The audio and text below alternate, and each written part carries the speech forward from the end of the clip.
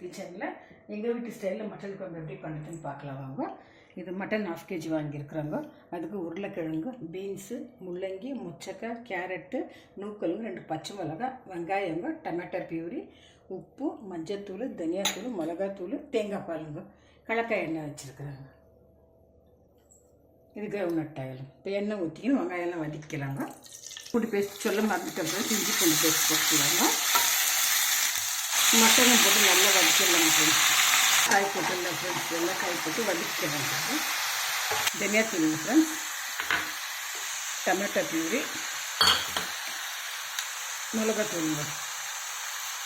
ஒரு 10 நிமிஷம் ஃப்ரை பண்ணி காய் மசாலெலாம் போட்டு நல்லா கொச்சிச்சு. இப்போ தேங்காய் பால் போட்டுக்கலாங்க. தேங்காய் பால் போட்டு ஒரு 5 மினிட்ஸ் ரெடி ஆகிடுச்சு. கொஞ்சம் கொரியண்டர் லீஃப் போட்டுக்கலாங்க.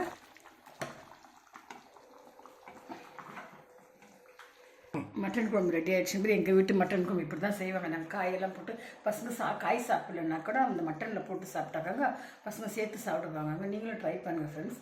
எப்படி சொல்லிட்டு கமெண்ட் செக்ஷனில் கமெண்ட் பண்ணுங்கள். தேங்க்யூ ஃபார் வாட்சிங் ஃப்ரெண்ட்ஸ்.